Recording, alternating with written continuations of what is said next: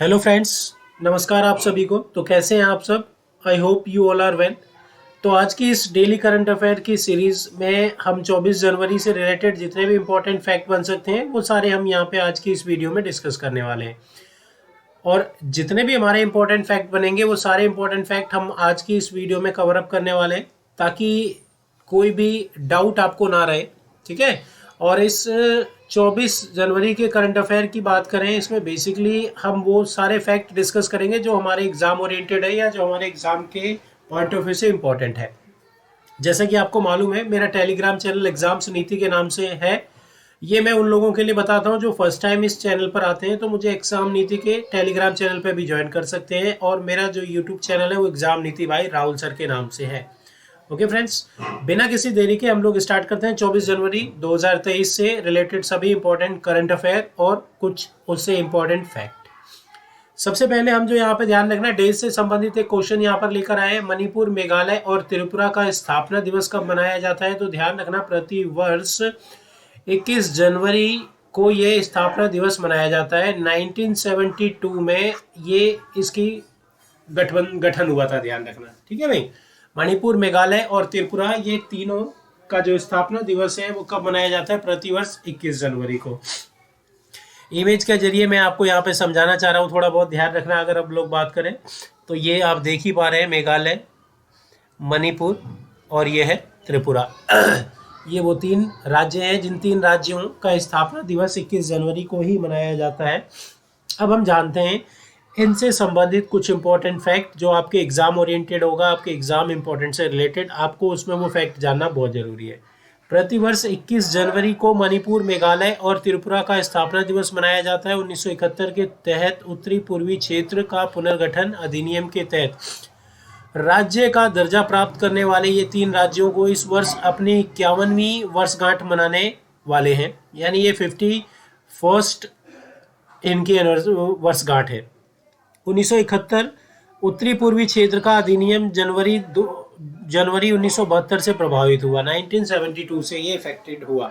मणिपुर और त्रिपुरा रियासतें थी जिन्हें अक्टूबर 1949 में भारत में शामिल किया गया था। तब राज्यों को केंद्र शासित प्रदेशों का दर्जा दिया गया था। तब इन राज्यों को केंद्र शासित प्रदेशों का दर्जा दिया गया था। इनको पूर्ण राज्य का दर्जा दिया गया 1972 में, 1970 एक्ट के तहत, जो कि 21 जनवरी को दिया गया। ठीक है भाई। तो आपको ये याद रखना है, प्रतिवर्ष 21 जनवरी को, 21 जनवरी को मणिपुर, मेघालय और त्रिपुरा दिवस के रूप में सेलिब्रेट किया जाता है। आइए जानते हैं हम दूसरा क्वेश्चन। हाल ही में डॉक्टर अश्विन फर्नांडिस, जो कि ध्यान रखना, अगर हम लोग बात करें कौन है हमारे देश के, ये रेल मंत्री है, इनके द्वारा लिखित पुस्तक India's knowledge supremacy the new dawn का विमोचन किसने किया है? इनके द्वारा, यानी डॉक्टर अश्विनी फर्नांडिस, डॉक्टर अश्विनी फर्नांडिस, वो अश्विनी वैष्णव है, ध्यान रखना, जिनकी मैं बात कर रहा हूँ, रेल मंत्री की।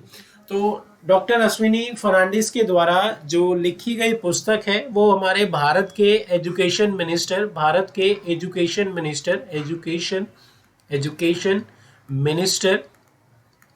मिनिस्टर धर्मेंद्र प्रधान के द्वारा इनका विमोचन यानी इसे लॉन्च किया गया। आप देख पा रहे होंगे यहाँ पे, ध्यान रखना। अगर हम लोग बात करें तो ये कुछ इमेज मैंने आपके सामने यहाँ रखी हुई है। जिन्होंने ये बुक जो अपने आगे हाथ में पकड़ी हुई है, ये वही बुक है जिसका टाइटल मैंने यहाँ पे नाम आपको बताया है। और वो टाइटल क्या है? India's knowledge supremacy. Doctor Ashwini Fernandes द्वारा लिखित पुस्तक द न्यू डॉन की बात की जाए तो इसका विमोचन शिक्षा मंत्री धर्मेंद्र प्रधान ने डॉक्टर अंबेडकर इंटरनेशनल सेंटर कार्यक्रम के द्वारा किया गया था। भारत की ज्ञान श्रेष्ठ यात्रा पर नई पुस्तक का विमोचन नए उभरते भारत के बदलते रुझानों को प्रदर्शित करता है। यानी भारत के बदलते इस रूप को इस बुक के जरिए यहाँ पे सबके सामने लाने की कोशिश की गई है। यह पुस्तक भारत की बढ़ती महाशक्ति स्थिति से बौद्धिक उपचार के साथ दिलचस्पी बढ़ाने में उजागर भी करता है, ध्यान रखना। ठीक है भाई। तो बेसिकली आपको इतना ध्यान रखना है, ये बुक किसके द्वारा लॉन्च की गई है? तो हमारे देश के हमारे देश के एजुकेशन मिनिस्टर धर्मेंद्र प्रधान के द्वारा ये बुक लिखी किसने? ध्यान रखना।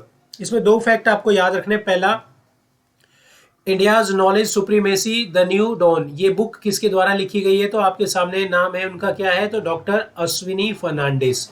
और इसको लॉन्च किसने किया? तो धर्मेंद्र प्रधान के द्वारा। ये दो फैक्ट आपको याद रखने हैं इससे रिलेटेड। हाल ही में प्रधानमंत्री नरेंद्र मोदी जी के द्वारा पराक्रम दिवस के अवसर पर अंडमान और निकोबार द्वीप समूह के कितने द्वीपों को परमवीर विजेताओं के नाम पर रखने की घोषणा की गई है? Recently, how many island to the Andaman and Nicobar Island were named after Param Veer Chakra winners by the Prime Minister Narendra Modi on the occasion of Pramar Divas? ध्यान रखना, on the occasion of पराक्रम दिवस। तो ध्यान रखना ऐसे कितने, तो 21 ऐसे पराक्रम दिवस पर भारत के प्रधानमंत्री नरेंद्र मोदी जी के द्वारा 21 परम वीर चक्र विजेताओं के नाम पर, वहां पे ध्यान रखना 21 आइसलैंड के नाम रखने वाले हैं। ये आपके सामने यहाँ पे देखो, हमने एक इमेज लगाई हुई है जिसमें इन्होंने क्या बोला है, naming of 21st island whose winner of Param Vir Chakra, ठीक है, बाय द नरेंद्र मोदी। प्रधानमंत्री नरेंद्र मोदी ने पराक्रम दिवस पर इसकी घोषणा की। परमवीर चक्र विजेताओं के नाम में मेजर सोमनाथ शर्मा नायक, जनुनाथ सिंह कंपनी हवलदार, मेजर पीरू सिंह, लॉन्स नायक, अल्बर्ट एक्का और मेजर रामास्वामी परमेश्वरन और कैप्टन विक्रम बत्रा और लेफ्टिनेंट मनोज कुमार पांडे के नाम शामिल किए गए हैं। और इन परमवीर चक्र विजेताओं के नाम पर ध्यान रखना, अगर हम लोग बात करें, अंडमान निकोबार में स्थित 21 द्वीपों के नाम रखे जाएंगे, जो कि एक बहुत ही अच्छी पहल है। द्वीपों का यह नामकरण उन वीरों के श्रद्धांजलियों के रूप में किया जाएगा जिन्हें राष्ट्र की संप्रभुता और अखंडता की रक्षा के लिए सर्वोच्च बलिदान दिया। पीएम मोदी ने नेताजी सुभाष चंद्र बोस द्वीप पर बनाए जाने वाली नेताजी राष्ट्रीय स्मारक के प्रतिरूप का भी उद्घाटन किया। अगला क्वेश्चन आपके सामने यहाँ पे ये है कि हाल ही में जारी एक रिपोर्ट के अनुसार भारत की अर्थव्यवस्था किस वर्ष तक 26 ट्रिलियन होने वाली है? 26 ट्रिलियन। सो 26 ट्रिलियन की इकोनॉमी होने वाली है, ध्यान रखना। तो भारत की जो अर्थव्यवस्था है ना, वो 26 ट्रिलियन इकोनॉमी कब होने वाली है? 1947-48 के फाइनेंसिंग ईयर में। 1947-48 के फाइनेंसिंग ईयर में भारत के लिए एक टारगेट सेट किया गया है कि ध्यान रखना, अगर हम बात करें, भारत 27 और 28 में 5% या 5 ट्रिलियन इकोनॉमी वाला कंट्री बनेगा।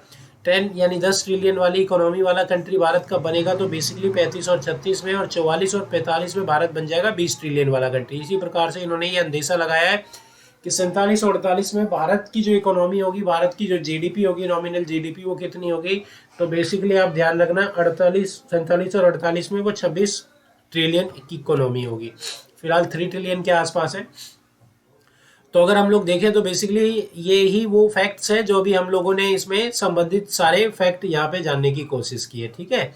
मैंने बताया 2047 तक भारत की अर्थव्यवस्था 26 लाख करोड़ डॉलर की हो जाएगी। वहीं साल 2028 में भारत 5 लाख करोड़ और 2036 में 10 लाख करोड़ के पड़ाव तक पहुंचेगा। India at 100 realise the potential of 26 trillion economy नाम से पेश इस रिपोर्ट के अनुसार 2027 में प्रति व्यक्ति सालाना औसत $15,000 यानी मौजूदा विनिमय दर के लिहाजा से करीब 12.25 लाख रुपए पहुंच जाएगी। यह आज के स्तर से 6 गुना से अधिक होगी, ठीक है भाई। अगला क्वेश्चन जो हम लोग यहाँ पे समझने वाले हैं वो ये है कि हाल ही में नौसेना ने सेना और भारतीय वायुसेना, हाल ही में नौसेना ने और सेना और भारतीय वायुसेना की बात की जाए के साथ हाल ही में काकीनाडा के पास एमफेक्स 2023 यानी 2023 का आयोजन किया है। Recently Indian Navy along with Army and Indian Air Force conduct AMPHEX 2023 near Kakinada in which state? तो ध्यान रखना ये काकीनाडा किस स्टेट में? तो बेसिकली आंध्र प्रदेश स्टेट में, यानी आंध्र प्रदेश में हमारी तीनों सेनाओं के बीच एक एमफेक्स 2023 के रूप में ये एक आयोजन किया जाएगा, जिसे हम लोग क्या कह सकते हैं, जहाँ पे ये लोग अपने परीक्षण करेंगे अपने वेपन्स का। बेसिकली हम आंध्र प्रदेश से संबंधित कुछ फैक्ट जानने की कोशिश करें तो ध्यान रखना, आंध्र प्रदेश की राजधानी यानी इसकी कैपिटल क्या है भाई, इसकी राजधानी क्या है, राजधानी, राजधानी या जिसे हम लोग क्या बोलते हैं भाई, कैपिटल, इसकी कैपिटल क्या है। तो आंध्र प्रदेश की कैपिटल क्या है भाई, अमरावती, अमरावती, अमरावती, अमरावती। ठीक है भाई।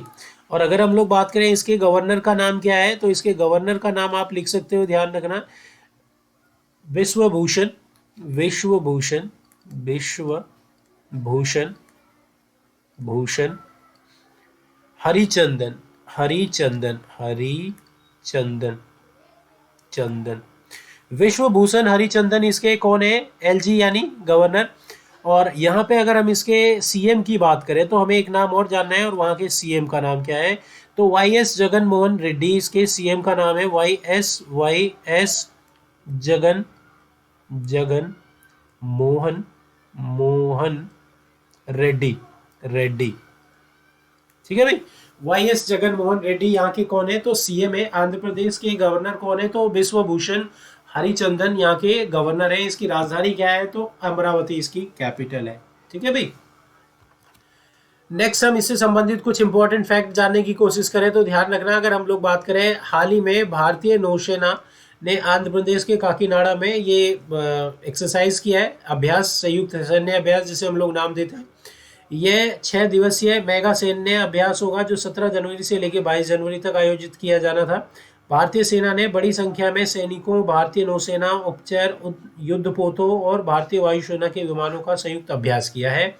एमफेक्स 2021 का आयोजन 2025-2021 के दौरान अंडमान और निकोबार द्वीप समूह में किया गया था, यानी एमफेक्स 2021। और ये एमफेक्स कौन सा है, तो ध्यान रखना, बेसिकली आप ध्यान रखना 2023 की बात कर रहे हैं हम लोग। ठीक है, तो ये आई थिंक आपको समझ में आ गई होंगी फैक्ट, या ये जो बातें हम लोग डिस्कस कर रहे हैं इनसे ओरिएंटेड कोई भी फैक्ट अगर आपको कुछ समझ में नहीं आता है तो आप यहाँ पे हमारे से डिस्कस कर सकते हैं।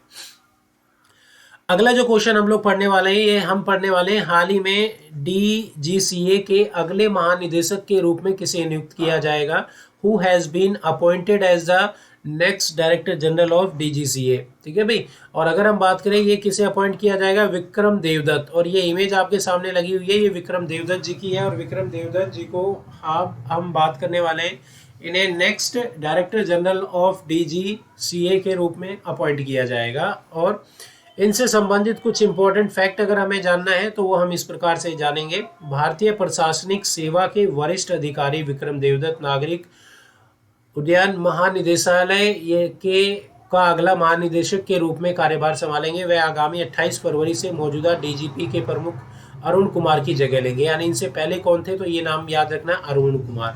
विक्रम देवदत्त 1993 बैच के आईएएस अधिकारी हैं, 1993 बैच के आईएएस अधिकारी हैं और वर्तमान में एयर इंडिया एसेट्स होल्डिंग के चेयरमैन हैं। 1989 बैच में आईएएस अरुण कुमार जुलाई 2019 से डीजीसीए महानिदेशक के पद के रूप में बैठे हुए संभाले हुए थे। नेक्स्ट क्वेश्चन जो हम लोग समझने वाले हैं, ध्यान रखना, वो हम यहाँ पे ध्यान रखना बेसिकली क्या समझने वाले हैं, हाल ही में इंडिया में आयोजित ओपन बैडमिंटन टूर्नामेंट में पुरुष एकल का खिताब किसने जीत लिया है, who has been recently won the men single title in the India open badminton tournament. तो अगर हम लोग बात करें ये टूर्नामेंट किसके द्वारा जीत लिया गया, थाईलैंड के, ये थाईलैंड के रहने वाले हैं, ध्यान रखना, कुल्लावुत, कुल्लावुत विति दर्शन, कुल्लावित विति दर्शन के द्वारा हाल ही में भारत में आयोजित badminton India open badminton tournament का खिताब इनके द्वारा जीत लिया गया है। ये है कौन, तो ये इनसे संबंधित कुछ फैक्ट हम लोग समझेंगे, ध्यान रखो। थाईलैंड के कुनालावृत वितरदर्शन, ये चीज़ तो हमने बताया, वितिदर्शन ने इंडिया का ओपन बैडमिंटन टूर्नामेंट का खिताब जीत लिया है। नई दिल्ली में हुए इस फाइनल वितिदर्शन ने डेनमार्क के शीर्ष वरीय विक्टर एक्सेलसेन को 22-20, 10-21 और 21-12 से हराया है। महिला मतलब पूरे तीनों सेट में अगर हम लोग बात करें, उन्होंने पहला सेट ये हारे दूसरा सेट ये जीते और तीसरा सेट ये जीते। महिला एकल का खिताब दक्षिण कोरिया की ऑन सिंग योंग ने जीता। भारतीय महिला खिताब जो है ये किसने, तो दक्षिण कोरिया की यांगसांग ने जीता। उन्होंने फाइनल में जापान की आकेन यामागुची को 15-21, 21-16 और 21-12, मतलब आप ध्यान रखना, अगर हम लोग बात करें बेसिकली ये पहले सेट को हारी और उसके बाद बाकी के 2 सेट जीती, एज इट इज़ उसमें भी यही चीज़ें हमें देखने को मिली है। इंडियन ओपन बैडमिंटन टूर्नामेंट एक वर्षीय बैडमिंटन टूर्नामेंट है जो 2008 से भारत में आयोजित किया जा रहा है। 2011 में इसे BWF सुपर सीजन टूर्नामेंट में अपग्रेड किया गया था, ध्यान रखना। तो ये जो हम लोग समझ रहे थे ये हमारे आज के इम्पोर्टेंट करंट अफेयर्स थे जो कि आपके एग्जाम ओरिएंटेड थे, जिसमें आपके एग्जाम में ये जितने भी अपॉइंटमेंट से रिलेटेड या जो भी ये हमने क्वेश्चन पढ़ा, ध्यान रखना। इंडियन ओपन की बात करें, इस खिताब को किसने जीत लिया, महिला का और पुरुष का, दोनों के नाम आपको याद रखने होंगे, ध्यान रखना, जो कि आपके एग्जाम के लिए मोस्ट मोस्ट मोस्ट इंपॉर्टेंट है। ठीक है, तो नेक्स्ट हमारा ये जो सेशन है यहीं पर समाप्त होता है। आप सबसे रिक्वेस्ट है जो मेरे इस चैनल पर पहली बार जुड़े हैं, मेरे चैनल को सब्सक्राइब ज़रूर कर लेना भाई, सब्सक्राइब ज़रूर कर लेना। और मेरे जितने भी स्टूडेंट हैं वीडियो को लाइक और शेयर करना बिल्कुल भी मत भूलिएगा। इसी के साथ हम इस वीडियो से आज अलविदा लेते हैं। नेक्स्ट यानी कल हम एक नए वीडियो के साथ जारी होंगे आपके साथ। Okay friends, bye bye. Next video में बहुत जल्दी मिलने वाले हैं।